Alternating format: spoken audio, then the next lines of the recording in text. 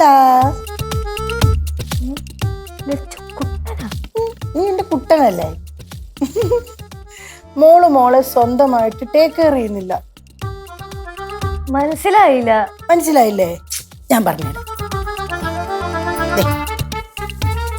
നോക്കിക്കേ, മക്കളുടെ മുടിയൊക്കെ ഇങ്ങോട്ട് തിരിഞ്ഞേ. ദേ, ഈ മുടിയൊക്കെ കണ്ടോ വെച്ചേക്കുന്നത്? ഞാൻ അയച്ചുതരാം. ഞാൻ അഴിച്ചോളാം, പതുക്കെ അഴിക്കോളമ്മ. ഓ നല്ല മുടിയൊക്കെയാ, പക്ഷെ നോക്കിയേ ഫുള്ള് ചെടയൊക്കെ പിടിച്ച്. അല്ല, ഇതിപ്പോ പെട്ടെന്ന് എന്താ ഇങ്ങനെ ചീപ്പൊക്കെ എടുത്തോണ്ട് വന്ന് ചീവാനൊക്കെ? നിന്റെ കാര്യം ഞാനല്ലാതെ ഈ വീട്ടിൽ ആര് നോക്കാനാ?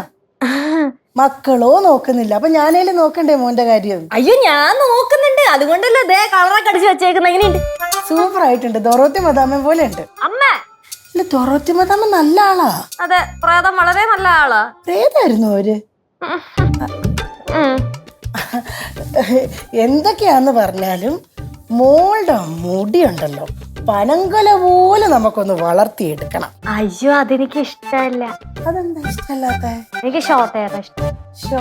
ഷോർട്ട് എന്നാ ഇത് തന്നെ മതി. മോക്ക് എപ്പോഴെങ്കിലും തോന്നിയിട്ടുണ്ടോ അമ്മയ്ക്ക് മോളോട് ഇഷ്ടം കുറഞ്ഞു പോയി എന്ന് വല്ലോ? ഇല്ല, അങ്ങനെ തോന്നിയിട്ടില്ലല്ലോ അല്ലേ?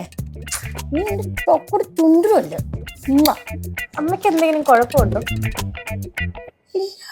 ഇല്ലല്ലേ? കുഴപ്പമൊന്നുമില്ല. എന്നാ പിന്നെ ചെയ്തോ, കുഴപ്പമൊന്നുമില്ല. എന്റെ ഭാഗ്യവാ നിന്നെപ്പോലൊരു മരുമോളെ കിട്ടിയത്. അയ്യോ, മരുമോളായിട്ടല്ല കേട്ടോ, മോളായിട്ടാന്നില്ല ഞാൻ കാണുന്നത്. അതമ്മ പറയണം എന്നില്ല, എനിക്കറിയാം. എന്തിനാ തിരക്കിലാണല്ലേ ചേച്ചി? ആഴ്ച തിരക്കാ, കണ്ടുകൂടി. മോളുടെ മുടി ചീവി കൊടുത്തോണ്ടിരിക്ക. ശുശ്രൂഷിപ്പ്, കേശ ശുശ്രൂഷിപ്പ്. സംഭവം മറന്നുമല്ല, ചേച്ചി നേരത്തെ എന്നോട് പറഞ്ഞായിരുന്നു ഞാൻ പുറത്തു പോകുന്നുണ്ടെങ്കിൽ പറയണോന്ന്. എനിക്ക് കുറച്ച് സാധനങ്ങൾ മേടിക്കാനുണ്ടായിരുന്നേ, അപ്പൊ ഞാൻ പോയി മേടിച്ചിട്ട് വരാം. അല്ല, ഇത് ഞാൻ മുടിയൊക്കെ എല്ലാം കെട്ടി വെച്ചിട്ട് പോവാം.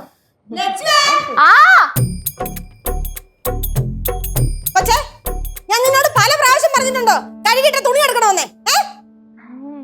അതെ, അത് ഞാൻ മറന്നുപോയതാ. എന്താ പറയുമ്പോഴും മറന്നുപോയി എന്ന് പറഞ്ഞാ മതിയല്ലോ. എന്നാ ഞാൻ ഓർത്തില്ല, അങ്ങനെ പറയാം. എന്തുവാ ഭവാനിക്ക് ഇത്ര ചൂട്? ചോനറത്തല്ല ഭവാനി, പ്രായമൊക്കെ ആയി, ഇത്ര ചൂടൊന്നും പാടില്ല. വല്ല BP ഒക്കെ ഷൂട്ട് ചെയ്താലേ ഞാൻ തന്നെ പെറുക്കിക്കൊണ്ട് പോവാൻ വേണം. ഒരെണ്ണം ഞാനങ്ങ് വെച്ചേരും കേട്ടാ, പറഞ്ഞില്ലെന്ന് വേണ്ട. ഭവാനിക്കുട്ടീനെ തല്ലും തല്ലും. പിന്നെ ഞാൻ മറന്നു പോയാലും എന്റെ ഭവാനിക്കുട്ടി ഇതെല്ലാം മോത്തി ചെയ്യത്തില്ലേ? സുന്ദരി സുന്ദരി സുന്ദരിമണിയാണ് എന്റെ. അതൊക്കെ അറിയാല്ലേ? പിന്നെ അറിയാണ്ട്. എന്നാലേ ഞാൻ കേശുവിന്റെ കൂടെ പോയിട്ട് കുറച്ച് സാധനങ്ങളൊക്കെ മേടിച്ചോണ്ട് വരും. ഇനിയും ലേറ്റ് ആയ അവൻ എന്നെ തേക്കും, അതുകൊണ്ടാ. പോട്ടേ, സൂക്ഷിച്ചു പോണേ. പാടാ. ഓ ബാ.